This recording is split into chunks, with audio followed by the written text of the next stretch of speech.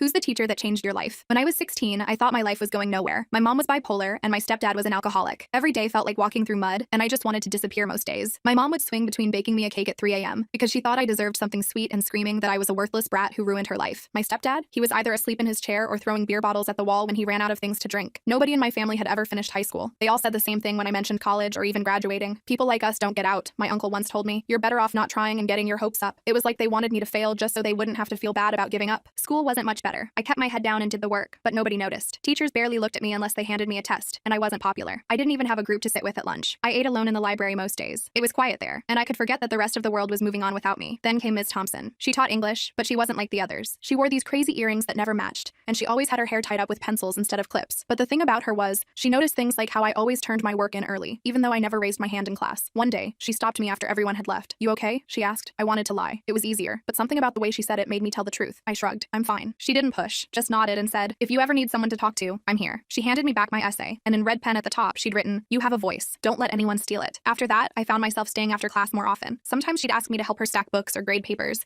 but I think she knew I just didn't want to go home. She kept a candy jar on her desk and always slid it closer when I sat down. One afternoon, I told her about my mom. I told her how some nights I slept in the closet because it was safer. I told her how my stepdad once threw my backpack out the window and told me school was a waste of time. She didn't say much, but she listened. That was enough. She started giving me extra books to read, stuff that wasn't even part of the class. Maya Angelou, Toni Morrison. I devoured them. For the first time, I thought maybe I could be something more. Maybe I wasn't just the girl with a broken family. Senior year, things got worse at home. My mom stopped taking her meds, and my stepdad started coming home earlier, drunker. I almost quit school. I packed a bag one night and stood by the door, thinking maybe I'd just run. But then I remembered Ms. Thompson telling me once, "The hardest thing you'll ever do is stay." So I stayed. I graduated. Ms. Thompson was there, in the front row. She clapped so hard I thought her hands might fall off. After the ceremony, she hugged me and said, "You made it. I knew you would." I didn't have a plan. Not really. College felt like a pipe dream. But Ms. Thompson helped me fill out applications and write essays. She even paid my fee for one of them. I got in. I was the first in my family to go. It was scary and hard, and half the time I felt like I didn't belong. But I kept thinking about that red pen note. "You have a voice. Don't let anyone steal it." Now, I teach English at a high school near where I grew up. Some days are rough. Some kids remind me too much of myself at 16. But I keep a jar of candy on my desk. And occasionally, I slide it closer when someone looks like they need it.